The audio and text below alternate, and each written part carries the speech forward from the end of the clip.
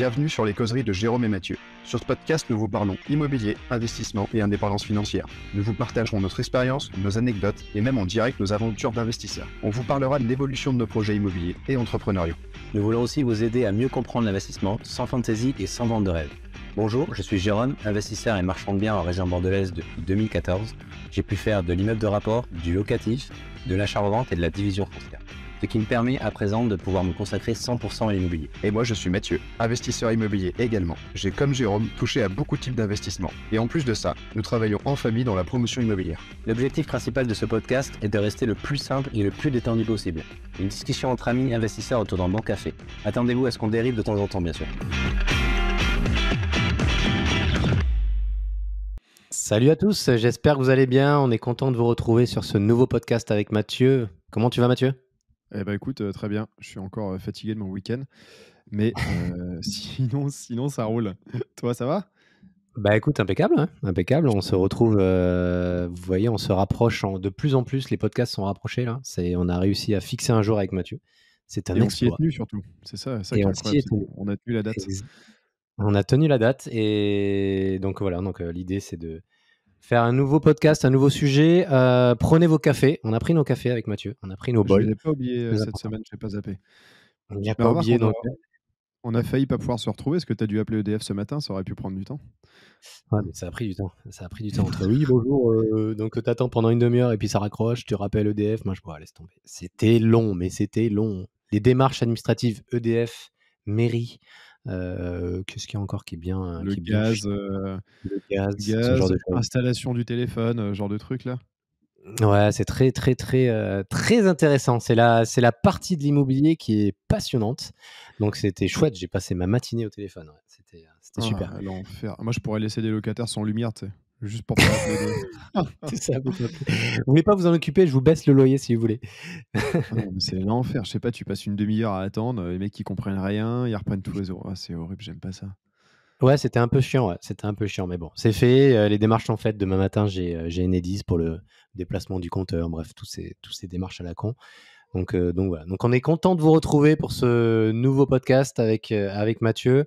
L'idée, on n'avait pas préparé de sujet particulier, un peu Bah, comme d'habitude. plus ça voulez-vous dire. va, moins on prépare de toute façon, hein. Ouais, mais on est bon nous quand on improvise. Je pense que c'est là où on est meilleur. C'est là ça. où on est meilleur. C'est là où on est meilleur. On s'est dit, écoute, en ce moment, la situation de l'immobilier, elle est particulière. Les gens, ils savent pas trop où on va, ils savent pas trop quoi faire et comment faire. Donc, l'idée, c'est de les aider, les conseiller. Donc, en gros, l'idée de ce podcast, ça va être dans un premier temps, de répondre à quelques questions, parce qu'on a reçu quelques questions avec Mathieu sur les réseaux. Et ensuite, on va vous parler de la situation actuelle de l'immobilier. Donc, est-ce qu'il va y avoir un crash ou pas de l'immobilier? C'est la grande question. Est-ce qu'il faut investir ou pas dans l'immobilier? Qu'est-ce qu'on pense des taux? Est-ce que c'est le moment ou pas d'acheter? Voilà, c'est un peu le sujet un peu putaclic, comme on dit, avec Mathieu, qu'on a choisi aujourd'hui pour vous parler un peu de l'actualité. Je trouve ça intéressant de parler un peu de l'actualité du jour, hein, savoir la situation actuelle, où on va en fait. On n'a pas de boule de cristal, mais nous, comment on réagit à cette situation-là? C'est un peu l'idée.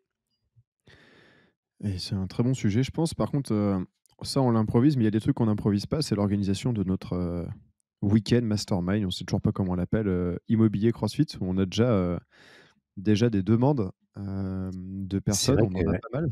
Donc, je pense qu'on Ouais. va remplir vite, ce qui est très cool. Après, j'espère que tous ceux qui nous ont dit qu'ils voulaient venir viendront. On avance, c'est plutôt clair dans nos têtes. Je pense que le week-end va être très cool. On va mixer sport, échange, comment dire? Je trouve pas le mot.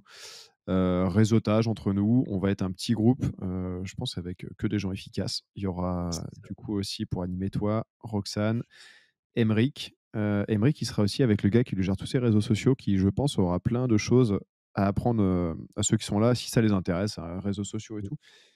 Parce que clairement, je pense que les réseaux sociaux, c'est important. C'est un peu chiant, mais c'est important. Et donc, ça devrait être cool. On va vous préparer des épreuves, des épreuves ou des entraînements sportifs, des trucs. On va essayer de faire du CrossFit abordable pour tout le monde, hein. Si vous en faites pas, il n'y a pas de souci. Et également, vous faire des épreuves marrantes, mais on vous en dit pas trop là-dessus. Et petite précision quand même, au niveau logement, il est probable qu'on propose une vingtaine de places, dont 12 personnes qui pourront dormir sur place. À définir le nombre précis, on est en train de décompter les lits et de voir si on récupère bien un des gîtes à temps. Pour ceux qui dorment sur place, il est probable que vous dormiez soit dans une chambre avec des lits jumeaux, soit dans une chambre avec un lit double qui sera un grand lit double avec quelqu'un que vous connaissez pas. Par contre, si vous voulez venir à deux pour pouvoir dormir à deux, il n'y a aucun problème, bien au contraire. Et évidemment, on ne mettra pas les dames avec les messieurs ensemble. Après, si Et vous voulez encore, changer les jambes dans le week-end, hein, nous, on n'est pas contre. sait-on jamais. Hem, voilà, je pense en tout cas, ça devrait être un bon week-end. On devrait bien Ouais, et on rigoler. a eu, franchement, on a eu déjà quelques demandes. Bon, on n'a pas eu 800 demandes, hein, elles sont tranquilles. Mais on a eu déjà quelques demandes de personnes qui nous suivent, que ce soit des gens qui sont à fond dans le CrossFit et qui sont vraiment motivés par l'événement. Mais en fait, des gens, on se rend compte que des gens qui sont motivés par le CrossFit et motivés par l'immobilier et l'entrepreneuriat comme nous, en fait, il y en a beaucoup. On a beaucoup parce qu'il y en a quelques-unes. Enfin, moi, j'ai une personne en l'occurrence qui m'a contacté qui est à fond pour avoir sa place et elle est à fond dans le CrossFit, elle est à fond dans l'immobilier. Elle nous a posé pas mal de questions auxquelles on va répondre d'ailleurs. Et ça fait vraiment plaisir de voir que les gens ils sont motivés et ils nous font confiance pour cet événement. Sachez que ça restera. L'idée de cet événement, c'est de, on va dire, on veut pas être 800, c'est pas le but. Enfin 800, on veut pas être une cinquantaine. L'idée, c'est Parce que de plutôt la de maison est fournir de la grande, mais quand qualité. même, quoi. Ouais, l'idée, c'est de fournir surtout de la qualité et pas de la quantité, comme on a l'habitude de dire, et de rester quand même, on va dire simple. On a toujours été simple, que ce soit dans nos podcasts, dans nos présentations, dans notre façon d'être. Donc, on va pas changer parce qu'on fait un événement. On restera simple et abordable pour tout le monde. Et voilà, ça que ce soit le plus simple possible cet événement et pas de costard cravate, peigne au cul. Ça sera pas nous parce que c'est pas notre façon de faire et notre façon de voir les choses, du moins. Donc, Et soyez tranquilles, ça sera simple. et le but, ça va être de s'amuser, que ce soit une grosse colonie de vacances, on va dire pour adultes, mais si je dis ça, tout le monde va dire qu'on va faire un truc de cul, mais vous me comprenez? Grande colonie de vacances, un peu comme nos jours heureux, l'idée, c'est quand même qu'on s'amuse, qu'on apprenne. Si vous avez des opérations de marchand, on pourra peut-être les étudier avec vous, nous donner votre avis. Idem sur de la promotion ou que ce soit de l'investissement immobilier tout à fait classique, de la gestion de compte, je sais pas. On partagera tout ce qu'on peut avec vous et avec ceux qui sont là. On Tout fera également un groupe d'échange pour après, donc tous ceux qui auront été là, on pourra échanger ensemble, peut-être s'envoyer des opérations, se proposer même des associations. Parce que nous, avec Jérôme, on cherche, bon, on travaille vraiment sur une opération pour l'instant, mais il se trouve qu'on en trouve d'autres sans trop forcer pour le moment. Donc, quand on va réactiver la machine, ça va pleuvoir, surtout du côté de Jérôme, qui, vous le savez peut-être pas, est une machine de visite. C'est-à-dire que quand je parle avec lui, normalement, il est soit en train de visiter, soit en train de gérer une machine, soit en train de gérer un projet. Donc, ça va aller vite. Et si vous venez à cet événement-là, peut-être qu'on pourra investir ensemble sur des opérations. Ce serait cool. carrément, carrément, On carrément, ça peut ira être super. sûrement voir une opération de lotissement à côté. Alors pour l'instant, il n'y a pas de chantier, mais voir le terrain, expliquer la démarche de comment j'ai trouvé ça, comment j'ai chiffré l'offre, la négo. Il y a des chances qu'on fasse ça puisque c'est à côté de la maison. Donc si on peut, on le fera. Qu'est-ce qu'on fera d'autre Top. de rigolo? Je sais pas. On va boire, on va manger, Voilà, on va boire de l'eau. on va dire des conneries et on va boire du café et on va partager, on va partager notre réseau. C'est l'avantage de ce genre d'événement, c'est qu'au moins ça nous permet de pouvoir réseauter parce qu'il y a des gens qui sont plus ou moins expérimentés, donc ça va être ouvert un peu à tout le monde. Donc les moins expérimentés, l'idée ça va être de vous guider, de voir un peu vos points bloquants pour éventuellement passer un cap et voir comment on peut vous aider là-dessus. Et après les gens un peu plus expérimentés, pourquoi pas partager notre réseau, partager notre expérience. Peut-être qu'il y a une personne qui est un peu plus expérimentée sur tel ou tel domaine. Donc, l'idée, ça va être de vraiment se partager au maximum toute l'expérience qu'on peut avoir chacun de part et d'autre. Donc, j'ai vraiment Exactement. hâte. Cet événement, il va vraiment être chouette. Ouais. Franchement, au moins, Ouais. ça va réunir tout ce qu'on aime. Et c'est ce qu'on disait depuis le début qu'on fait les podcasts avec Mathieu, qu'on voulait faire ce genre d'événement. Donc là, ça va vraiment être chouette. Pareil, j'ai hâte, ça va être cool. Avec plaisir. Et pour la partie CrossFit, qui est quand même essentielle, hein, le but, ça va être de faire du CrossFit ou du sport, hein, vous l'appelez comme vous voulez, de s'entraîner. Que vous soyez débutant, n'ayez pas peur, venez, on peut tout adapter. Que vous soyez vraiment confirmé compétiteur, on va tout adapter aussi parce que nous, on n'est pas très fort avec Jérôme, mais on est un peu des énervés de l'entraînement quand même. Il y aura évidemment accès à une salle full équipée tout le week-end. sans limite d'horaire ou autre. Donc souvent, quand on fait des training camps, il y a des... il y a des débiles, mais j'en fais partie. À 23h, on se retrouve à faire de l'haltéro et de la musique à fond, juste pour rigoler. Je pense que ça peut être cool et ça peut bénéficier à beaucoup de gens, que ce soit sur la partie sportive et sur la partie investissement. Ouais, les 2 sont liés. C'est ce qu'on dit souvent, les 2 sont énormément liés. Quand tu es dans l'entrepreneuriat, dans l'investissement, il faut que tu aies un défouloir et nous, le défouloir, c'est la partie, sport, crossfit ou autre, hein, je fais de la course aussi, j'essaie de nager de temps en temps. Je suis pas un grand nageur, mais j'essaie de temps en temps, du trail, tout ce genre de choses donc ayez un défouloir et là, nous, notre partie défouloir, ça va être la partie crossfit durant ce week-end-là. Vous allez voir, ça c'est une vraie mentalité et puis je pense que même des gens qui connaissent pas ce milieu-là du CrossFit peuvent vraiment adhérer et apprécier ça. Donc, n'hésitez pas, vous allez voir, c'est une mentalité qui est très, on va dire, qui est très soudée. C'est des groupes très soudés. C'est un peu comme des sectes, hein, le CrossFit. Donc, vous allez vite voir Ouais, c'est que ça. les gens sont très liés. Les gens sont Vu très, qu'on très liés. souffre tous ensemble, ça nous rapproche. Ouais, ça nous rapproche, c'est une communauté. Donc voilà. Donc n'ayez pas peur. C'est la base, c'est pas que du CrossFit, c'est pas le training camp CrossFit, c'est training camp entrepreneuriat, immobilier et CrossFit. Donc on va lier les trois. Donc ça peut être que bien. Donc voilà. C'était la petite parenthèse de ce début de podcast sur cet événement. Attention, Euh, on commence la à faire des page. pubs.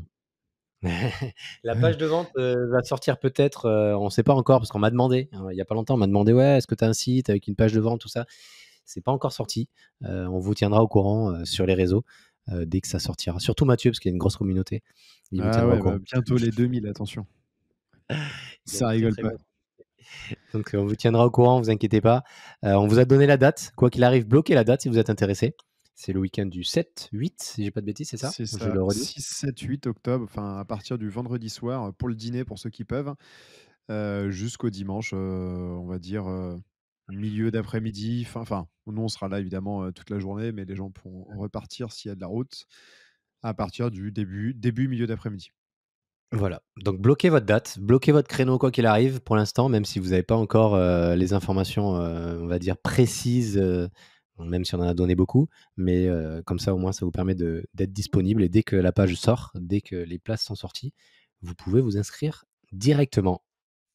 Et en général, pour finir, sur cette période, il fait plutôt beau chez nous, même si on est en Bretagne, hein, c'est assez incroyable. Mais bon, on n'est pas à l'abri qu'il y ait de la pluie, donc au pire, on s'adaptera et on fera pas comme, le client de la semaine dernière chez nous qui nous a mis une mauvaise note parce qu'il a plu. Quel propriétaire, Quel enfoiré! Il ah, mérite des j'avais coups de fourré tête, dedans. et le commentaire sous sa note, c'est: «La pluie, lol», Ah oui, d'accord, et il a mis combien et d'étoiles? 6/10 sur, Booking.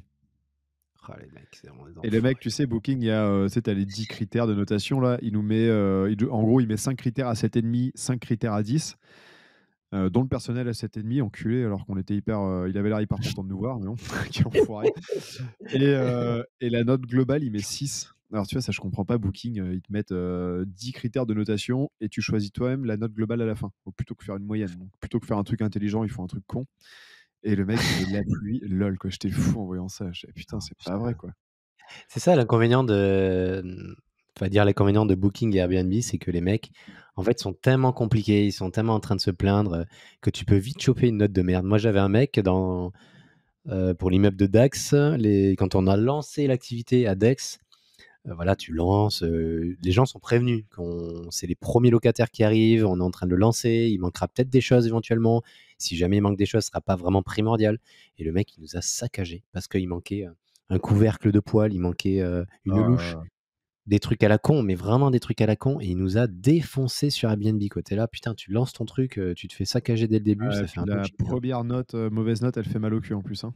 Ouais, elle fait mal. Franchement, elle fait très mal, et surtout que c'est pas vraiment justifié. OK, il manquait deux trois trucs, mais voilà, on l'avait prévenu qu'éventuellement il pouvait manquer des choses.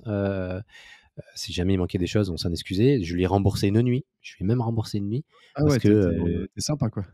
ouais, il nous a quand même fracassé. Je me suis dit: «Si je le rembourse une nuit, peut-être qu'il va éviter de nous mettre un avis à la con». Non, non, il nous a défoncé le con. C'est Sac à vraiment, merde.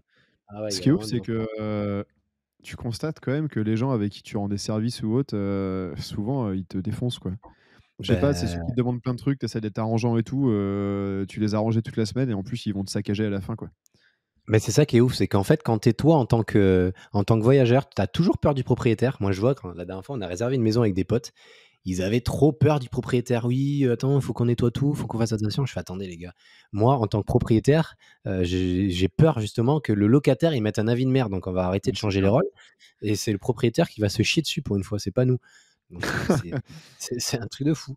Les gens, ils Ouais, ont quel peur. enfer. Comme Mais il y en ça a te un donne autre, quand la même dernière envie. fois, il nous a fait un relevé de compteur d'EDF quand même, hein. Il nous a fait payer l'électricité en plus. Ah, J'ai jamais l'enfoiré. vu ça. Après, ça peut être valable. Tu vois, on a eu des Roumains, là. Enfin, on dit les Roumains, des ouvriers des pays de l'Est pendant plusieurs mois dans les gîtes. Bah, celui où tu as fait le gîte blanc, là, pour le training camp. Mmh. On en a pour 6 ou 7 000 euros d'électricité. Parce que les mecs, en fait, ils mettaient les chauffages à fond. Ah ouais. Ils laissaient les fenêtres ouvertes parce que, tu sais, du coup, quand il faisait chaud, bah, plutôt que baisser le chauffage, tu ouvres la fenêtre.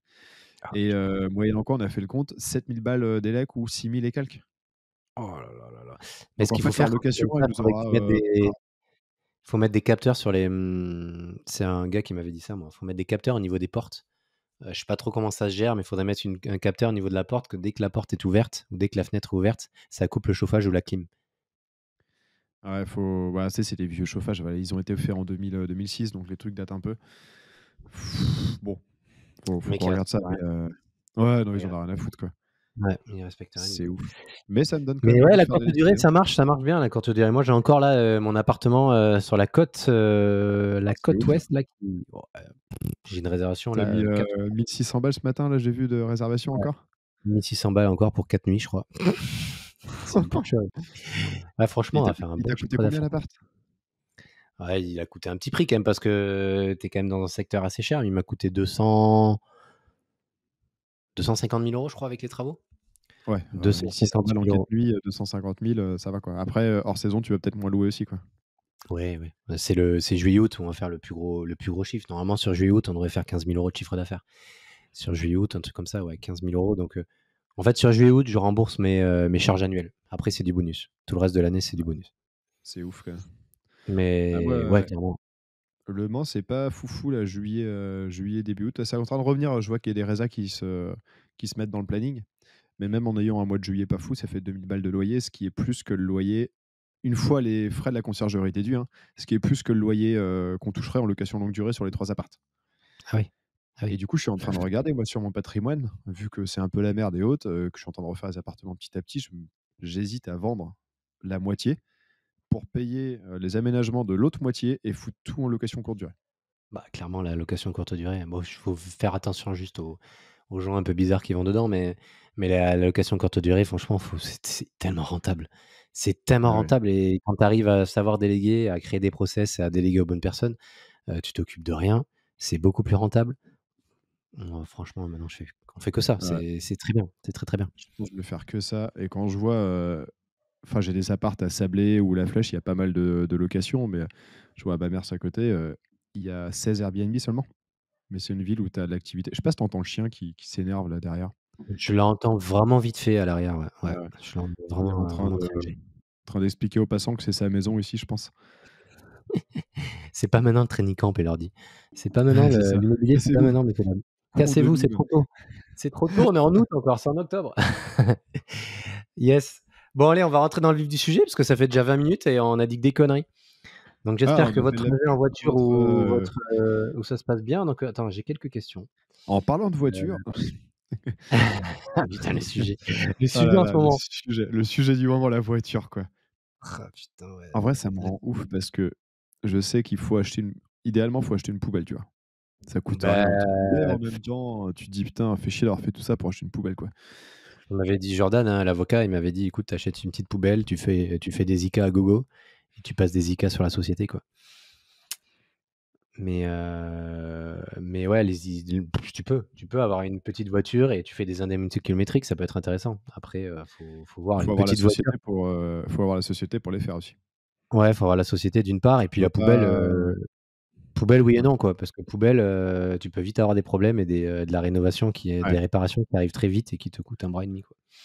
Moi, c'est pour ça que j'ai jamais trop voulu depuis que j'ai quitté le salariat d'avoir une voiture d'occasion, on va dire, d'occasion, tu as d'occasion et d'occasion, mais vraiment tu as d'occasion pourrie, j'ai jamais trop voulu parce que je me dis à tout moment elle tombe en panne et tu es dans la ouais, merde puis et après tu as tu es une dans la merde, réparation. quoi. Puis en vrai, ça Donc fait c'est chier, quoi. ouais, Après, il Ouais, faut que ça ce c'est soit à sûr. hauteur des moyens. Tu gagnes 1800 balles par mois. C'est sûr que tu payes 500 euros par mois pour une bagnole parce que tu veux une jolie voiture. Bon, c'est peut-être un peu Ouais. disproportionné, quoi. Non, mais tu peux avoir des voitures très correctes, qui marchent bien, beaucoup moins chères et qui tombent pas en panne tous les 4 matins, mais des Ouais, marques c'est ça. françaises, quoi. Des petites marques françaises, trucs à la con, Mais quoi. en tout cas, il faut pas prendre les indemnités kilométriques dans le mauvais sens. Il faut d'abord gagner de l'argent et ensuite passer des ICA. Il faut pas se dire je vais acheter des bagnoles et passer des ICA alors qu'on n'a pas encore la Ah non, boîte qui gagne de l'argent. c'est quand Non, même la parce qu'il y en a société qui beaucoup. va payer quand même. C'est quand Il y même en la a beaucoup qui réfléchissent à la société qu'ils vont créer pour pouvoir verser des ICA alors qu'il n'y a pas encore eu de résultat. Tu vois. ah non, non, mais non, c'est quand même la société, c'est quand même vous qui allez payer, enfin, pas vous directement, mais c'est la société, donc quoi qu'il arrive, ça revient à vous. Donc c'est bien les ICA, vous passez des charges, vous passez ce genre de choses, mais il faut quand même la société, elle tourne. Puis il Ne faut déjà gagner mélangez de pas l'argent, quoi. tout, il faut gagner de Bon, allez, l'argent. feu. On a des Bon alors, questions, tu as dit. on va répondre à quelques questions. Donc j'en ai quelques-unes sous les yeux, si je regarde à côté, c'est normal. Première question, intéressant ou non de reprolonger un crédit pour diminuer les mensualités de crédit? C'est Marine d'ailleurs, Marine qui nous a posé toutes ces questions, qui fait du crossfit et qui est vachement motivée pour s'inscrire à l'événement, qui m'a mis plusieurs questions du coup sur Instagram et je lui ai dit qu'on allait répondre au prochain En podcast. Donc comme podcast. promis, on te répond. Est-ce que tu veux prendre la Ouais, parole, avec, Mathieu? Vas-y. avec plaisir. Je vais faire une réponse qui n'en est pas vraiment une. Je vais dire que ça va dépendre de ma. Alors, moi, je l'ai fait au début. Hein. J'ai pris des crédits sur quoi? Sur 15 ans que j'ai rallongé de 2 ans. J'en ai pris sur 20 ans que j'ai rallongé de 2 ans parce que dans mon contrat, je pouvais le faire. Donc maintenant, j'ai des 17 et des 22 ans. Sur le coup, ça m'a semblé pas mal de diminuer ma mensualité de 15 euros par mois sur 400, parce que globalement, c'est ça, ou de 50 balles. Maintenant, je me dis, bon, 2 ans de remboursement en plus, c'est quand même c'est long. On amortit moins vite, hein, parce que l'amortissement sur 15 ans, pour le coup, ça va hyper vite. Hein. Tous les mois, tu as l'impression que le crédit, ils font. Sur 22 ans, bon, ça, quand je remplis mon tableau tous les 2-3 mois, là, ceux Oui, sur notre 22 mail, ans, quoi. ils bougent pas.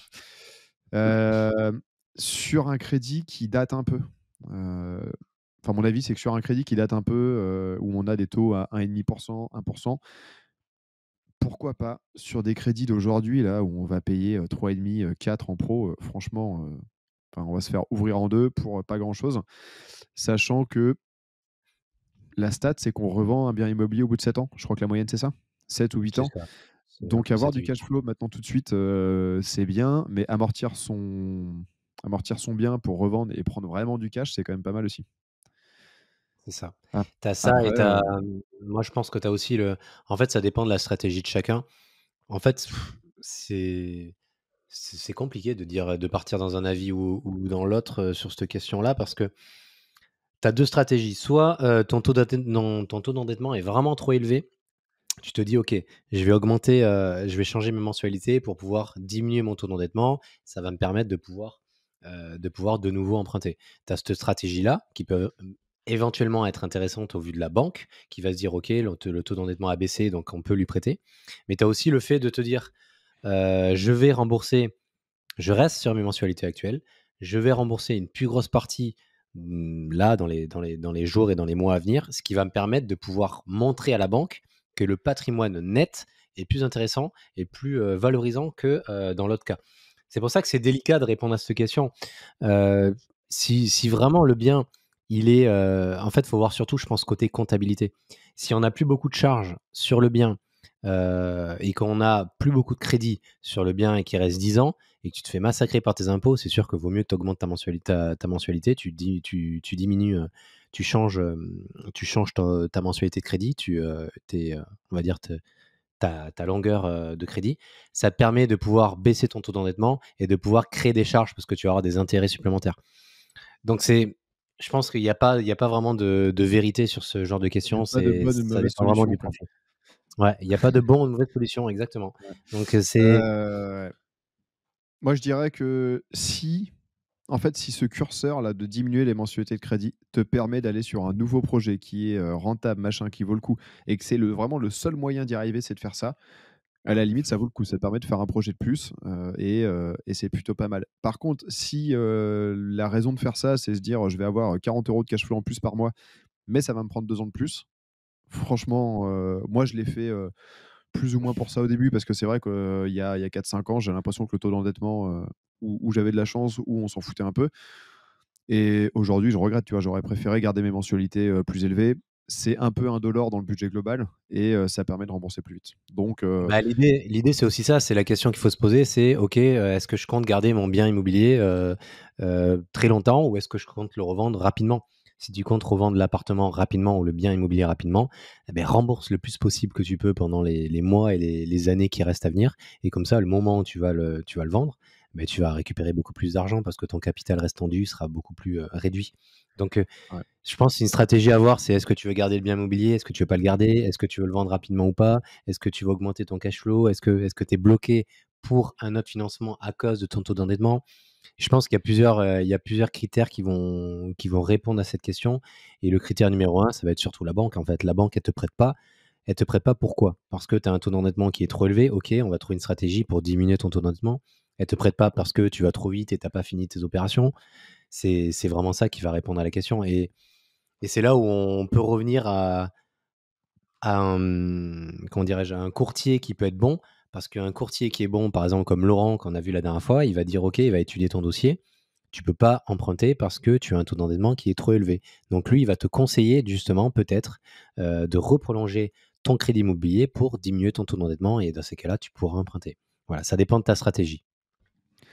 Et ce qu'il faut pas oublier, qu'on a tendance à oublier au début parce que, ce que je vais dire, ça arrive dans longtemps, c'est que le vrai jackpot, c'est quand on commence à avoir des biens entièrement remboursés ou en grande partie remboursés, que le patrimoine net gonfle et là tout s'accélère. Parce que dès qu'on commence à rembourser des crédits, on se retrouve, d'un coup avec un taux d'endettement évidemment qui baisse, un patrimoine net qui explose oui et non parce qu'on va dire qu'il monte, il progresse dans le temps, mais, une fois que le bien est vraiment libre de crédit, ça permet de faire plein de choses. Ça permet de se réendetter sur le bien, faire, ce qu'on appelle dans le jargon, commercial, par exemple, un leaseback, c'est-à-dire qu'on réemprunte sur le bien. On peut faire un D'accord. crédit hypothécaire et dans ces cas-là, on va se dégager 100, 200, 300 ou 400 000 de cash, pour, refaire des projets ailleurs. On peut se le revendre à sa société, on peut faire plein de trucs et tout ça, ça devient infiniment plus facile une fois qu'on a remboursé le bien. Exactement. Une fois que tu as remboursé une grosse partie du capital du crédit immobilier, c'est pour ça que je disais ça dépend du projet et ça dépend s'ils veulent garder le bien, pas le garder. Ouais, Parce qu'une fois que tu as remboursé une grosse partie du capital, il y a des banques, elles peuvent te créer une ligne, ce qu'on disait, on en a parlé il y a quelque temps. Elles peuvent te créer une ligne de crédit en fait par rapport à ça. Elles prennent, hypothèque sur ton bien immobilier, elles prennent 70 je crois du montant, de la valeur du bien qu'elles peuvent te, prêter. Et par rapport à ça, elle te crée une ligne directement de fonds que tu peux utiliser pour faire du marchand, tu peux utiliser pour faire plein de choses. Donc rembourser ton crédit, c'est quand même la priorité, il faut pas se leurrer. C'est tous les crédits sur 30-35 ans, oh cash flow positif, c'est ça faut oublier, hein. non, faut arrêter ces conneries. Faut arrêter ces Moi conneries, c'est les crédits que je préfère maintenant, que je suis en train de me poser la question d'arbitrer des trucs, c'est ceux que j'ai mis sur 15 ans. Mais qu'est-ce que ça va vite! C'est bah, fou c'est parce sur un qu'on se bon dit: vite. «Bon, 15-20 ans, c'est pareil, c'est grosso merdo au début quand tu signes le papier». Non, ça change tout, quoi. Ah Franchement, bah, 15-20 ans, en fait, ouais, moi je me rends compte les trucs que j'ai sur 25 ans et les trucs que j'ai sur 20 ans, clairement tu vois que ça n'a rien à voir, ça n'a rien à voir. Encore j'en ai beaucoup sur 25 ans, je dois en avoir 2 ou 3 sur 20 ans, mais ça n'a rien à voir. C'est pour ça que la priorité, c'est rembourser votre capital. La priorité, c'est rembourser ça, que ton capital restendu soit le plus réduit possible, le plus rapidement possible. Le moment où tu vas ouais. arbitrer, que tu vas revendre, quand tu vas encaisser ton cash, tu seras très content. Tu seras vraiment très content. Et si vous écoutez les formateurs, ou s'il s'est dit il y a plusieurs années, le deal c'était, faites le plus de cash flow possible, empruntez sur, 35, 1000 ans, tant qu'à faire ou, ne remboursez jamais. J'ai un formateur qui avait dit ça, il dit: Si je pouvais ne jamais rembourser le crédit, je le ferais». Pourquoi est-ce qu'on vous dit ça? Bah, c'est très simple, c'est que c'est vachement plus sexy de dire que tu peux acheter un bien emprunté sur 25 ans et avoir, 2 000 € de cash flow et quitter ton boulot dès demain, ce qui d'ailleurs, serait une énorme connerie, que de te dire: «Bah, tu vas acheter un bien, tu vas le rembourser sur, 12, 13 ou 15 ans et par contre, bon, bah, pendant 12, 13 ou 15 ans, tu as des galères avec l'immobilier, mais tu as pas trop de cash flow». Mmh, Et dans ces mmh. cas-là, bon, bah, l'effet positif, il se fait un peu moins sentir parce que le capital qu'on rembourse, c'est pas du virtuel, mais pour nous, tous les mois, moi, je sais que je rembourse, combien? J'avais calculé 300 € par jour, je rembourse d'emprunt. Ouais, j'ai pas l'impression d'avoir 300 € par jour qui tombent dans ma poche. Non, ça, je l'ai récupéré le jour de la vente, donc c'est sûr que c'est, absolument pas sexy, c'est indolore, c'est transparent et tout. Mais, un formateur, on va dire, basique qui vous dit, emprunter sur le plus longtemps possible pour faire du cash flow, sa stratégie aussi, c'est pas forcément entièrement acheté à la poubelle, mais c'est beaucoup plus sexy pour vendre que de vous dire, de vous faire un peu mal pendant 12 ou 15 ans Tout à et fait. voilà. Moi, je suis un peu contre, cette stratégie du cash flow. Pour moi, c'est 20 ans maximum Et après, c'est de la gourmandise, quoi. Bah, après, c'est de la gourmandise parce qu'après, tu commences à avoir plus d'intérêts. En fait, tu gagnes l'argent à l'instant T parce que tu es en différé. Mais dès que tu es plus en différé, bah, tu payes que des intérêts au début. Donc, Surtout pour aujourd'hui où les taux ont explosé. bah, Encore les 25 ans quand tu étais à 1 bon, bah oui, ça va, mais clairement. à 3,5 ou 4 je sais pas combien de fois tu payes le bien, mais tu dois le payer 2 fois. Mais clairement, c'est vrai que tu as raison de dire ça. Avant, quand les taux ils étaient à 1, entre 1 et 1,5, ça va. Tu peux rester sur 20, 25 ans. Mais là, aujourd'hui, attends, je suis en train de regarder d'ailleurs les taux actuellement moyens. Tu vois, on le fait en direct comme ça au moins. 3,80, je fais les paris, 3,86 sur 25 ans. Non, je sais pas. Ah non, Ça t'as a encore plus monté même. la semaine dernière. Ah non, t'as plus, non, sur 25 ans. Ah si, t'as raison. Région sud-ouest, on est à 3,7 sur 25 ans. 3,7, ouais. Et Et il y a encore 2 ans, on 3,7, était, c'est un taux excellent, hein. et quand il y a 2 ans, on avait un crédit à 1,5, on pleurait parce qu'on avait un mauvais taux. 3,7 sur 25 ans région ouest, sur 20 ans, on est à 3,5. Sur 15 ans, on est à Et 3,3. Il y a pas une grosse différence quand même, hein? bah non, c'est clair. Et Ouais. l'argument, oui, mais les intérêts sont déductibles des impôts. Oui, ils sont déductibles, mais il faut pas oublier que les impôts, on déduit pas, enfin, ce qu'on déduit, c'est pas, 100 en plus dans sa poche. C'est vous déduisez le montant et après c'est mis sur votre tranche marginale d'imposition. Donc, je sais pas, vous payez 30, vous retirez 100 € d'intérêt, finalement, ça vous fait gagner 30 balles. Ouais, Enfin, ouais. ça vous réduit vos impôts 30 balles, ça vous réduit pas de 100 €. Je sais pas si je suis très clair, mais je me comprends très bien dans ma tête, moi. Si, si, Heu, mais si, exactement. Chaque réduction d'impôt, c'est comme le comptable qui vous dit: «Non, regardez, je coûte que ça parce que vos impôts». Ouais, mais c'est quand même une sortie de votre poche, quoi. Faut pas, c'est Un c'est truc que pas tu parce que payes à c'est la base. déductible des impôts que tu OK, payes pas, c'est quoi. quelque chose, ouais, exactement, c'est peut-être quelque chose que tu vas déduire des impôts, mais à la base, c'est quelque chose que tu payes. Donc, faut pas non plus, Il y heu, a Vendeur de ouais, vérité qui avait fait une vidéo où il parlait de ça, il expliquait ça vachement bien, mais je faudrait aller la voir et c'est vrai on a tendance à oublier ça. Putain, en même temps qu'on parle, et ah oui, il y a un tips que je voulais partager, je sais pas si on a déjà parlé, Allo voisin. Je sais pas si on a déjà, parlé de ça sur, je sais pas là. si on a parlé.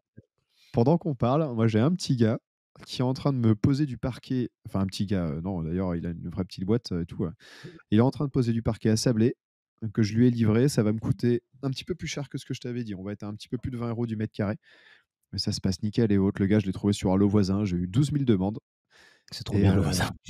ouais, c'est trop bien. Et franchement, moi, je connaissais pas ça avant de te parler. Et le tip, c'est quoi? C'est que Allo Voisin, c'est un site qui vous permet de faire travailler des gens à proximité de vous. Je trouve que c'est pas très intuitif au début, le site, pour mettre à distance. Mmh, non, pas vraiment, c'est un peu non, c'est vrai qu'il y a c'est pas très convivial Ouais, comme mais par affichage, contre, mais moi, je voulais changer, mes parquets dans l'immeuble qui a cramé, évidemment, parce que je suis un flemmard. Je m'en suis occupé quand? Mi-juillet. Bon, bah, mi-juillet, les boîtes, elles m'ont dit: «Bah, nous, c'est simple, on vient en novembre». Je fais: «Ouais, mais moi, je veux louer en septembre». Et j'ai mis un comment petit on fait? message sur Allo Voisin. J'ai dit: «Voilà, j'ai 300 mètres carrés de parquet à poser». J'ai eu, mais je sais pas combien de propositions. J'en ai eu 3-4 au téléphone qui sont venus voir, tous indépendants et tout, et j'ai pris le moins oh attends, ça me met connexion perdue. Non, c'est bon. J'ai pris le moins Attends. bizarre, qui a l'air très bien, et pendant qu'on parle, le gars m'envoie une photo, parce que je suis très mal poli, j'ai mes messages ouverts en même temps, et je vois le parquet qui avance et ça, c'est cool. Ah, il est bien, c'est bien, il est bien le gars. Non, Et mais en plus, tu peux trouver des gars bien, hein, là-dessus, hein. toi, tu as retrouvé des mecs à des prix, hallucinants, non? Ouais, j'ai eu des gars, ouais, tu des gars mais après faut faire attention, hein, tu du bon et tu du moins bon, hein, sur, le voisin. Mais, quand tu es dans des grandes villes et que tu as beaucoup de demandes, encore ça va parce que tu peux faire un gros tri. Tu as la chance d'avoir les avis un peu comme, sur les Airbnb, sur Booking, tout ça, donc, tu peux vite te faire une idée du gars et quand tu as du monde, tu peux faire un gros tri. Mais ouais, j'ai chopé des mecs, là, j'ai chopé un carreleur il y a pas longtemps. Le carreleur, il m'a pas coûté grand chose, il travaille très bien, il est motivé, il a envie de bosser, il a sa société de carrelage donc, en fait, les mecs, ils sont très motivés, mais bon, c'est ce qu'il me disait. Il me disait, en fait, c'est quand ils lancent son activité, ils se mettent sur Allo Voisin et après, ils ont vraiment trop de demandes et ils sortent d'Allo Voisin, en fait.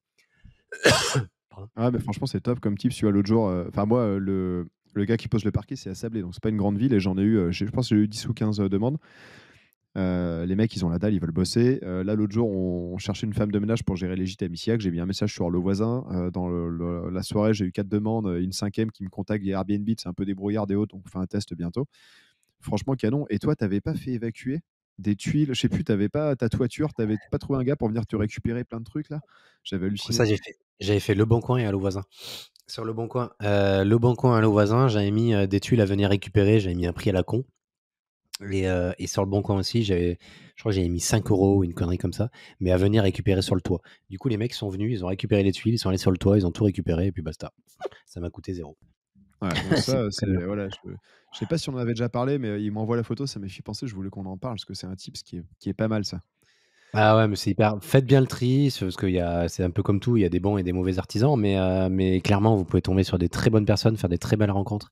Moi, j'ai un paysagiste que j'ai trouvé sur Bordeaux qui, maintenant, je travaille tout le temps avec lui, qui est très bien. J'ai un carreleur que j'ai rencontré là-dessus, qui est très bien. J'ai un peintre que j'ai rencontré là-dessus, qui est très bien. Qui c'est que j'ai eu d'autre? Le gars qui Voilà, nettoie ma le voiture de gars, temps en temps aussi. C'est là-dessus que ah, j'ai c'est trop trouvé. bien. Le gars pour poser les sols, là, il a vraiment l'air tip top. Si tout ce qu'on s'est dit en message, il le respecte, je pense qu'on va bosser ensemble à mort après. Bon, j'en avais un, il me dit je vous prends 150 euros par appartement pour poser le parquet. Je me suis dit, ah, c'est chaud quand même. Ça se trouve, ça aurait été hyper bien, hein, mais en même temps, Ouais. bon. Ouais, des fois quand c'est vraiment pas cher, tu vois, moi j'ai une clôture à faire chez moi, il y a la plupart des mecs qui sont aux alentours de 600 balles. Et j'en ai un, il me dit 250 euros. Je suis là, waouh, c'est chelou quand même. Et je Ouais. l'ai pas pris parce que t'as Ouais, moi, envie de ça le m'a fait prendre. peur en fait. Putain, t'as envie de le prendre, tu te dis putain, le gars il te prend quand même 2 fois moins cher que les autres. Ah ouais. Ouais, voilà, faut voir comment ça va être, J'avoue, le il me parquet, dit. je me suis dit, je passe de 4000 de pause, non, ce qui est de la dépose, mais ouais, je passe de 3002 à 600. Mais j'ai pas osé. J'ai pas Tu te osé, poses je des me suis questions dit, quand même. ouais, C'est vrai que sur le moment, tu vois les chiffres, tu te poses la question, non, non. Et en fait, voilà. enfin, moi j'ai eu tellement d'emmerdes avec les gens pas chers que le pas cher coûte cher, Non, comme on c'est dit. ça. Donc, Ouais. c'est fini ça, c'est fini. Bon. Bref, on a fait une petite parenthèse. On va passer sur la deuxième question, Marine. Tu nous as posé plein de questions. Je pense qu'en fait, on va faire que ça aujourd'hui. Ah putain, grave, j'avoue, il est déjà 35 minutes, c'est parfait. Alors, D'ailleurs, si je voulais dire, envoyez-nous des questions, par Instagram, même par mail. Notre mail, c'est jérômeetmathieu@gmail.com. Il me semble, faudra que je le remette en commentaire, mais envoyez-nous des questions qu'on peut traiter dans les podcasts, que ce soit même des énormes pavés, des études de cas et autres. On se fera un plaisir de traiter ça en podcast et ce serait très cool. ouais, Et je pense carrément. que ça peut permettre de nous donner des idées de sujets qu'on n'aurait pas forcément, abordés. Ouais, si jamais vous avez des sujets auxquels vous voudrez qu'on réponde et qu'on aborde, n'hésitez pas, parce que des fois, on est un peu à court d'idées avec Mathieu. Donc, n'hésitez pas, si jamais il y a vraiment un point clé pour vous qui est bloquant ou quoi que ce soit, ben, vous l'évoquez et puis on en parlera sur le prochain podcast. Donc, prochaine question. Intéressant ou non de changer d'assurance? Apparemment, elle écoute pas nos podcasts, Marine, parce qu'on en a parlé Et ça dans le crédit je immobilier. suppose que c'est les assurances de crédit en lien avec la question d'avant? Exactement, les assurances de crédit, ouais, tout à fait. Ouais. On Bah, en a parlé dans les en voilà, fait, donc on tu en iras a écouter parlé. le Alors podcast, reviens, il va te mettre le lien dans la description du ah! crédit bancaire. Enfoiré. Je déconne. Non, mais Enfoiré. je dirais pas forcément intéressant au début parce que la banque, c'est quand même c'est une épicerie en fait, hein, donc c'est un petit commerçant. Ton banquier, bon, caisse d'épargne 6 milliards il y a quelques années, donc c'est un gros épicier, mais mine de rien, l'agence à laquelle on parle c'est l'équivalent d'une boulangerie qui a besoin de faire du commerce avec des objectifs. Et si en plus du crédit, avec un taux bas, tu vas leur retirer l'assurance, c'est pas super sexy. Non, Mais ça par peut contre, ouais, ça peut vite être, on va dire, compliqué pour les prochains crédits parce que si, le seul moyen pour eux de se faire de l'argent, c'est l'assurance et que tu l'enlèves, bah, la prochaine fois, il va peut-être te dire, «Non merci, tu vas voir ouais, c'est ailleurs». ça. Par contre, tu vois, moi je l'ai quand même fait, d'1 pour tester et de 2 parce que, je me suis un peu fâché avec une des banques qui me finance où, je leur ai dit: «Vous savez quoi? Je fais plus jamais rien avec vous, je me casse». Puis ils m'ont clairement dit: «De toute façon on finance plus avant, 5 ans parce que ci, parce que ça».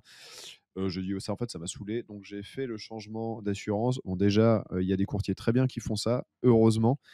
C'est, Cyril et sa femme ou compagne qui s'en sont occupés là, un gars vers l'indépendance, qui passera d'ailleurs dans le podcast un jour, il est chaud. Heureusement qu'ils étaient là parce que les papiers à remplir et tout, quel enfer! C'est horrible. Franchement, c'était horrible. C'est tout simplement horrible. Moi, je l'ai fait sur beaucoup de biens. Au début, c'est moi qui le faisais et ça a vite pété les couilles, donc je l'ai vite fait faire par quelqu'un. Donc ça, c'est Vraiment. l'enfer. Je vais y gagner quoi? Je vais passer de, je sais pas, 100 balles d'assurance à 50 ou je sais même plus. J'étais assez curieux. Après, est-ce que je suis content de l'avoir fait? Bah, moi, tant que c'est fait, que j'économise un peu tous les mois, oui.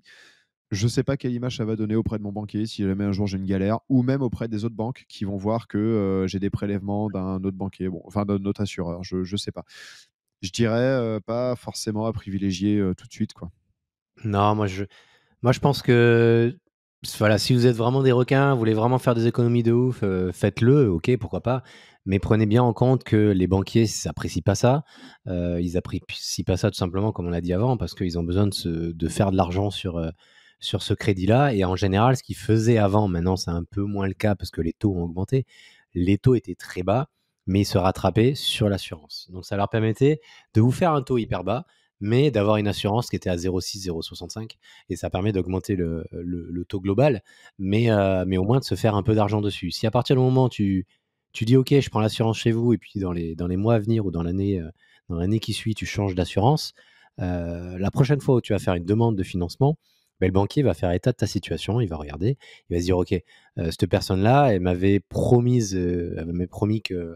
qu'elle allait garder l'assurance habitation, l'assurance de prêt immobilier, pas habitation d'ailleurs, chez nous, mais elle a pas fait. Donc, je vais peut-être pas lui faire confiance et je vais peut-être pas lui prêter». Donc, à mon avis, la première stratégie au début, quand vous vous lancez, quand vous êtes en train de vous faire connaître par un banquier, c'est essayer d'être fidèle avec votre banquier qui vous prête. Le but, c'est qu'il vous prête. Donc, laissez-le gagner de l'argent. On en a parlé sur le podcast du crédit immobilier. On en a parlé aussi avec Laurent, si je dis pas de bêtises. Ouais, il Avec était mon entièrement courtier d'accord Laurent avec ça. Zola.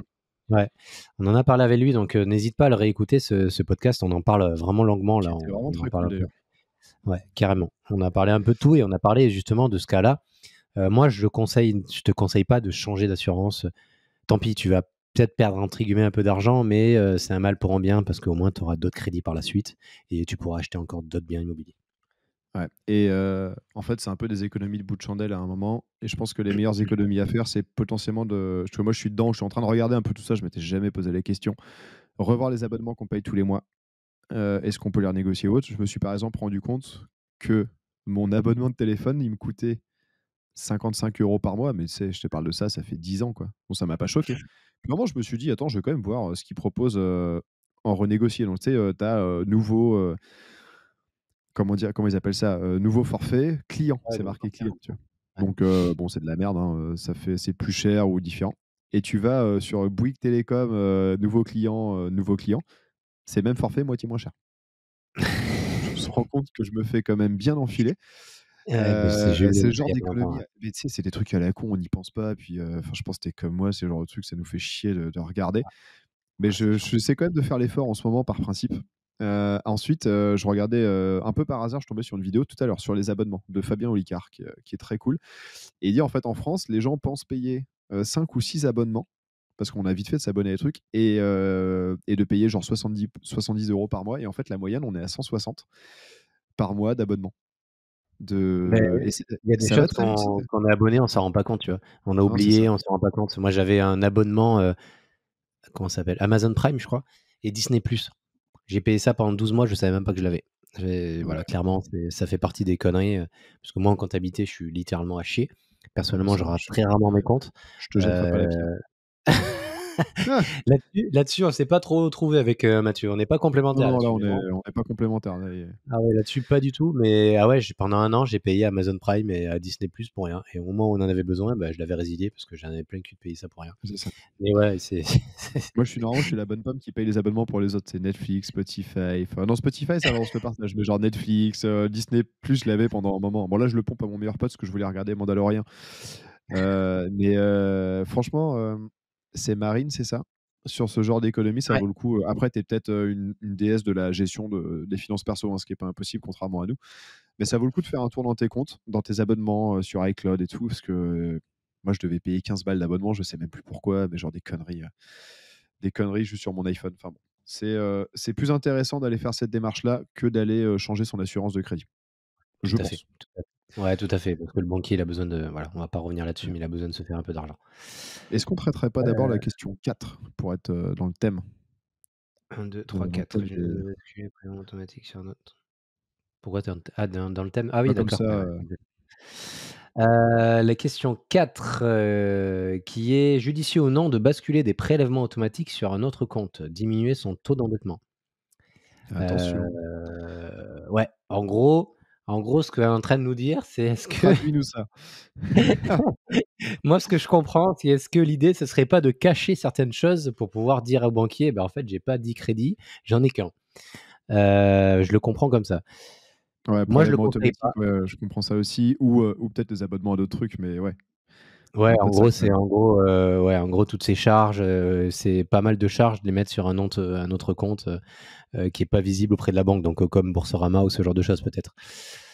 Ça diminue ses charges, donc à partir du moment où ça diminue ses charges, ben, son taux d'endettement il va diminuer. Mais euh, on en a parlé, je crois qu'on en a parlé aussi de ça. Nous, bien sûr que non, on va pas te conseiller de faire ça parce que c'est des choses qui sont illégales. C'est des choses auprès du banquier que tu n'as pas le droit de cacher. Comme un crédit immobilier, tu n'as pas le droit de dire au banquier que tu n'as pas tel ou tel crédit parce que si jamais ça rend compte, eh ben, tu seras dans l'obligation de le rembourser sur le champ. Sachant que Donc, pour tous les biens que vous avez en nom propre, il y a sur la 2042, 2044, je sais plus, il y a l'ensemble 2042. des biens immobiliers déclarés, il y a la liste, le nombre de lots et tout, c'est super détaillé. Donc si le banquier regarde un peu, il voit tout de toute façon. Et Ouais, j'imagine en plus qu'avec les nouvelles déclarations de propriété, de location et autres, il peut tout voir aussi. Après, ça ne veut non, pas mais là, dire qu'ils regardent, hein, mais ils ont tout à disposition. ils ont tout à disposition, ils auront tout. En fait, il va peut-être pas s'en rendre compte, c'est toujours pareil. Il va peut-être pas s'en rendre compte, tu vas peut-être jouer le jeu, tu vas peut-être lui cacher 2-3 choses. Lui, en fait, ce qu'il veut, il a une liste de documents, il va mettre les documents en face de cette liste, il va peut-être pas les regarder, il les regarde juste en cas de contrôle, il sait qu'il a le dossier qui est complet, il pourra regarder les dossiers. Mais imaginons, tu vas lui demander un autre crédit 6 mois après et qu'en fait, là, cette fois-ci, tu as oublié que tu lui avais caché telle ou telle chose et que cette fois-ci, ça ressort, eh ben, il va se dire, ben, elle m'a pris pour un con. Donc, si elle me prend pour un con, ben, moi, je ne peux pas lui faire confiance, donc je ne lui prêterai pas encore un crédit. Ouais, et Voilà. plus grave que de pas prêter, parce que pas prêter, à la limite, c'est pas grave, c'est que si la banque se rend compte que vous avez menti, clairement, on va se le dire, c'est menti. Et que en plus, parce que si vous avez menti et que vous êtes un peu con, vous n'avez pas remboursé une échéance. Souvent, c'est un peu l'alarme. Mais bref, même que vous ayez ou pas remboursé, si la banque se rend compte que vous avez menti et qu'elle a un peu envie de vous défoncer, elle peut exiger le remboursement instantané du prêt. Et là, enfin instantané, c'est 30 ou 60 jours, il me semble. Ça peut vite faire mal et vous perdez face à un juge, hein. Il y a aucun débat, il y a une jurisprudence, ça vous perdez. Ça, c'est clair. Et après si, de toute façon, on te le conseillera pas. Si tu veux le faire, c'est pas si évident parce que les banques remontent sur 3 mois sur les relevés de compte. Elles peuvent même remonter plus, hein. Moi, j'ai déjà eu, 12 mois de relevés de compte qui m'ont été demandés une fois.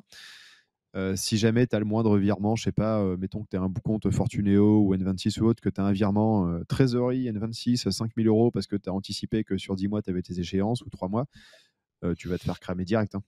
Exactement, tu vas te faire cramer. Mais jouez Donc pas au con, jouez pas au con. Ça c'est pareil, ça c'est des formateurs qui conseillent ce genre de choses pour aller beaucoup plus vite, toujours plus loin. Mais comme on dit, c'est pas un sprint, c'est un marathon l'immobilier. On le répète souvent. et Vous voulez pas griller les étapes, n'essayez pas de griller les étapes, allez petit à petit. N'essayez pas de prendre les gens pour des cons parce que vous allez perdre à ce jeu-là et surtout avec un banquier. Donc et surtout quand on débute, on a moins de connaissances, on sait pas trop, on marche un peu sur des œufs, donc faut éviter de jouer au con comme ça en fait, hein. Moi, je pense que c'est pas du ouais. tout le but. Il y en a qui ont réussi évidemment, mais il y en a dont on doit moins parler, qui se sont un peu cramés les ailes ou qui sont cramés auprès des banquiers ou autres, c'est un peu bête. Et puis, si vous commencez à pipoter, au bout d'un moment, vous allez faire une boulette, c'est sûr, et c'est un coup à se faire cramer. Bon, c'est pas forcément intelligent. Par contre, si tu veux ouvrir un compte N26 ou n'importe qui apparaît nulle part, ou un compte crypto.com avec une carte pour passer des dépenses à la con, genre, je sais pas, du casino en ligne, des trucs un peu pourris, du Pornhub, on sait jamais. À la, à la limite, pourquoi Il pas, craque. quoi. Ah, ça y est, ça part en couille. À la limite, pourquoi pas, mais c'est toujours pareil. Si jamais tu as 500 balles de virement vers N26, la banque va dire: oula, attendez, mais vous faites un virement vers un de vos comptes. C'est quoi? Moi, je viens C'est ça. d'essayer de faire des prêts travaux là. Ils vont bien éplucher mes comptes et je peux dire qu'il n'y a rien qui est passé au travers, quoi. Bah non, non. Il y a à partir surtout en ce moment en plus, je pense qu'ils regardent encore plus Ouais, qu'avant. en ce moment, c'est galère. C'est un peu plus compliqué d'avoir un crédit, donc ils font encore plus le tri dans les gens qui font des demandes de crédit. Nous, on le voit en tant que marchand, sur l'opération de marchand qu'on est en train de faire Chaud. avec Mathieu et les autres associés. On galère, on galère de ouf à avoir un putain de financement. Donc on a de la chance de peut-être éventuellement le faire sans, parce qu'on a trouvé des bons associés qui sont bons, qui cochent beaucoup de cases, donc on risque de trouver une solution. Si vous Mais nous entendez, on vous embrasse. ouais, on les embrasse fortement. Mais clairement, c'est très compliqué. Mais j'ai encore vu une vidéo de Carolin qui en parlait il y a pas longtemps. Même lui, il disait que les projets qui sont pas très élevés, entre guillemets, il les fait sans crédit parce que c'est beaucoup plus simple, beaucoup plus faisable, beaucoup plus réactif, beaucoup plus rapide. Rien Parce que que la maintenant, prise de tête des documents et tout, quel ah, enfer, quoi. c'est un enfer, c'est un enfer. Franchement, c'est. Et C'est en un fait, truc ils de font malade. tout pour nous démotiver, quoi. C'est un truc de fou furieux. T'as envie de faire des opérations On a une opération qui est vraiment du pain béni. Franchement, on a 40% de marge, c'est un truc de fou. On nous demande des documents, mais tous les jours, il y a encore des documents, il y a encore des trucs. Ça fait un mois qu'on est là-dessus. Ah, c'est ouf. Ça s'arrête jamais, en fait. Tant pis pour eux, hein, ils vont perdre des clients, ils vont perdre de l'argent. Et nous, on trouvera une solution, parce que quoi qu'il arrive, on la fera, l'opération. Ah ouais, Mais ouais, ça, c'est sûr. clairement, c'est compliqué. Les financements, en ce moment, c'est compliqué. Pourtant, nous, on a de l'expérience, on a de l'apport, et on voit qu'on galère. Donc, j'imagine que les gens qui se lancent, qui n'ont pas beaucoup d'apport, ils doivent encore plus galérer. Donc voilà un peu l'idée pour revenir à ta question, de basculer tes prélèvements, Marine. On en parlera si tu veux tous les deux euh, là-dessus, et on pourra en parler aussi durant l'événement si jamais tu es là. Parce qu'il y a toujours des choses qui peuvent se dire en direct qu'on dit pas sur les réseaux. Oh, t'es un pirate, toi. Donc venez aux événements. C'est le gros vendeur de formation. C'est ce qu'ils disent tous ça. Voilà, venez. Ah, attends, bientôt on aura des vraies Venez, on formations, dit ça des se trouve. choses qu'on dit pas. Attention, on dit comment devenir rentier en 6 mois. On vous explique tout ça sur place. Attention. Ouais, sur place, vous aurez les secrets. Parce qu'il y a Les un secret, secrets. hein, mais on le dit pas. Non, on peut pas le dire là. Non, on peut pas le dire. Non, on peut pas le dire. Après, moyennant 1997 €, peut-être qu'on peut vous en partager un peu. Aïe, aïe, aïe, aïe, aïe, aïe. On va en faire Aïe, des aïe. crédits avec ça. Dernière question qu'elle nous a posée, Marine. Eh ben, je pense qu'on fera que ça aujourd'hui. Et le sujet qu'on Ouais. voulait faire aujourd'hui, on le fera la prochaine fois. C'est pas grave, c'était un bon sujet. Non, il y a deux questions. Il y a ton avis sur l'immobilier à Bordeaux, et ça, tu vas répondre tout seul parce que moi, j'y connais rien. Ben ça, on va laisser Mathieu répondre. Alors, Bordeaux, Alors là, il y a du vin. l'avis sur l'immobilier à Bordeaux. C'est une question un peu, c'est un peu compliqué de répondre à ce genre de questions. On nous la pose souvent sur l'immobilier à Bordeaux ou sur d'autres endroits. Malheureusement, on n'a pas de boule de cristal, comme on dit assez régulièrement et assez souvent. Moi, je pense que dans des secteurs assez prisés comme Bordeaux, comme tout le sud-ouest, dans des villes où le prix au mètre carré est assez élevé, on n'a pas vraiment d'inquiétude. Je pense qu'on n'est pas inquiet sur ce sujet-là. Par contre, si tu vas sur des communes un peu plus à la campagne ou un peu moins demandées, ça risque d'être plus compliqué à vendre tes biens. Ça risque de baisser un petit peu. Sur Bordeaux, il y a une légère baisse qui est arrivée parce qu'il y a beaucoup moins de gens qui ont leur financement.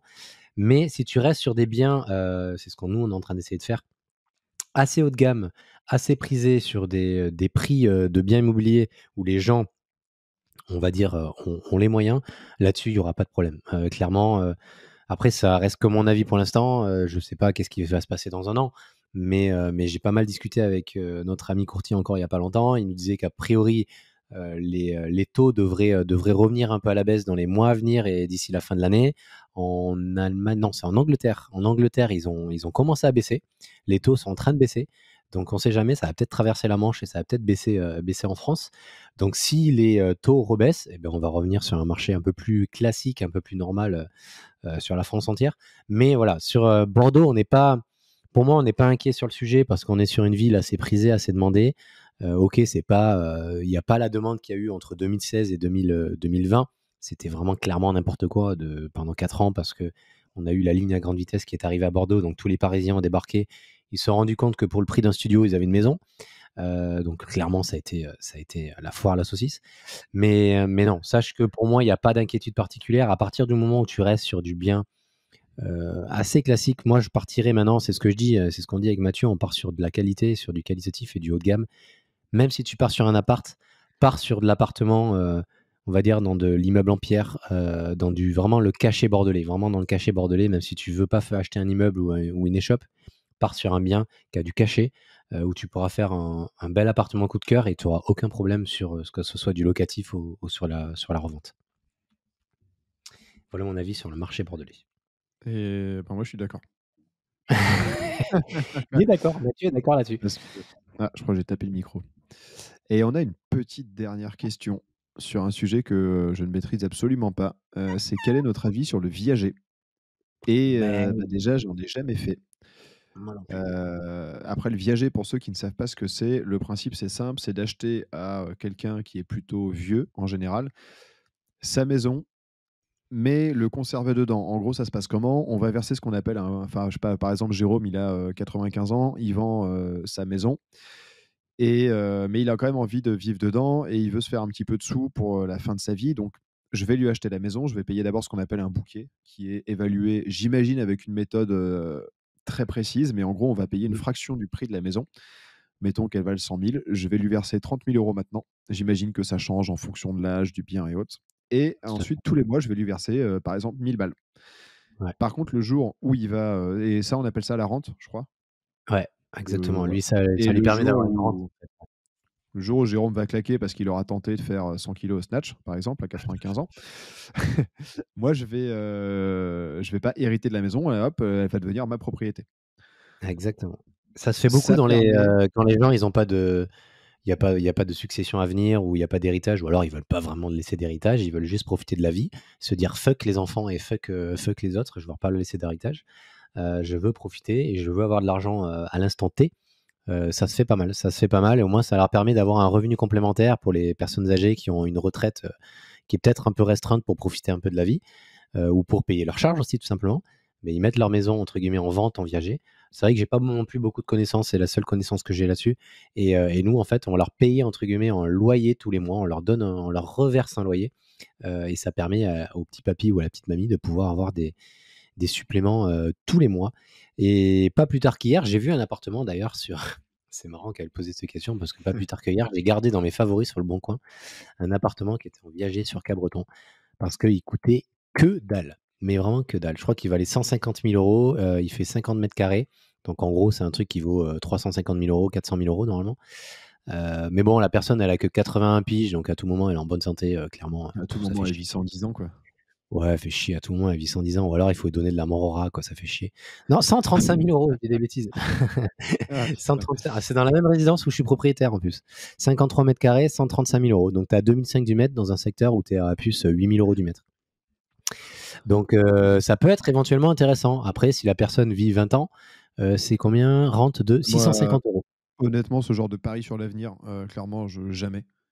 Non, Sauf moi non. événement bizarre ou autre. Mais jamais je fais ça. Par contre, j'ai Ouais, c'est entendu un truc, compliqué. je crois que c'est Laurent Boutillier qui a dit ça dans une story ou dans un réel, je sais pas, qui parlait de viager. En fait, il partageait le même avis que nous sur le viager, mais qui disait qu'il existait des viagers libres. C'est-à-dire que comme je le conçois dans ma tête, tu payes ton viager, mais tu as la jouissance du bien. Dans ces cas-là, ça peut peut-être être hyper intéressant si tu vois l'appartement là, tu l'achètes 135 000, tu lui verses 600 balles par mois, mais que tu peux le relouer 1 200 € par mois. Ouais. Il y a peut-être un intérêt. Mais mon expertise sur le sujet s'arrête là parce que j'ai jamais fait une recherche, même savoir comment ça fonctionnait.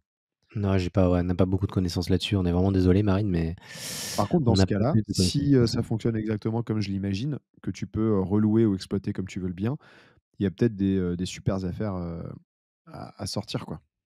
Franchement, je connais des gens qui ont fait des belles opérations sur du viager, hein. Après on va dire tu mises sur la mort de quelqu'un, tu mises vraiment c'est un gros point d'interrogation, quoi. Franchement, clairement, moi, à 135 000 € l'appartement, si la personne elle meurt l'année prochaine, clairement c'est un régal. Bah, C'est un régal, complètement. c'est un Ouais, régal et parce puis que l'appartement, ça vaut attends, je vais te dire combien ça vaut même, normalement l'appart. même au-delà des considérations, comment dire? Éthique ou autre, ça, moi je m'en branle. Mais c'est juste le fait de t'achètes un truc, tu sais pas si tu l'as maintenant ou dans 20 ans, je me dis qu'il y a peut-être des meilleurs projets à faire où tu es sûr de toi, quoi. Bah, ouais, tu es sûr de toi parce que là tu mises, ouais, tu as beaucoup de questions. Après, je sais pas faudrait calculer un peu comment ça fonctionne parce que là, clairement, tu vois l'appartement, il est à 135 000 €, ça vaut un truc comme ça vaut 400 000 €. Ça veut dire tu as 650 € par an, donc ça fait que tu as 7 800 € par an de rente à payer à la personne. En gros, si la personne elle vit 10 ans, tu vas payer 78 000 € de plus. Ça se calcule, ça se Ouais, calcule. mais tu vois, pendant 10 ans, tu aurais pu faire combien de projets avec cet argent, quoi? Exactement, le truc c'est que, pendant que tu reverses 600, tu reverses combien? 650 €, mais tu as aucune rente, quoi. C'est ça Ouais, le si ça truc. se trouve, tu mets 650 € par mois dans un emprunt, tu peux emprunter, je sais pas combien ça fait aujourd'hui, mais ça fait quoi? 120-150 000 peut-être 100 000. Ouais, Peut-être qu'avec ces 100 000, tu peux faire, en 10 ans, tu as fait 5 projets, d'achat-revente ou, de la location ou, le LCD, enfin bon. tout Moi, à c'est fait. pas du tout mon truc et sauf événement, imprévu ou chose que je ne sais vraiment pas aujourd'hui, je pense que j'en ferai jamais, quoi.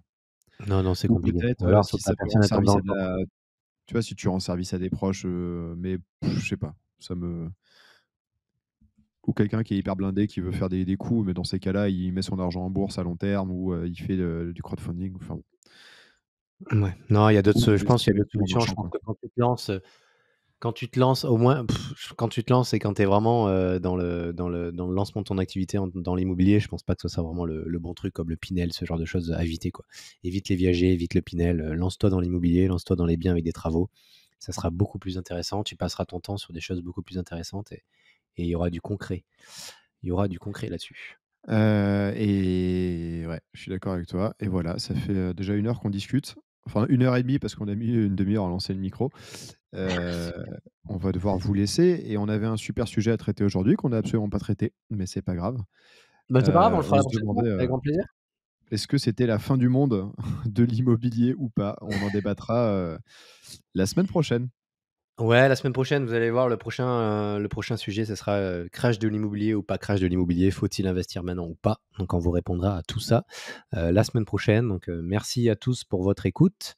N'hésitez pas à Et poser vos questions, laisser des commentaires, vous abonner, comme on dit tout le temps.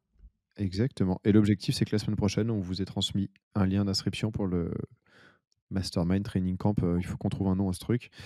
Heu, un lien, un prix, les dates, vous les avez déjà et on vous mettra pas le planning précis. Ce sera un peu surprise, mais on vous fera quand même une description.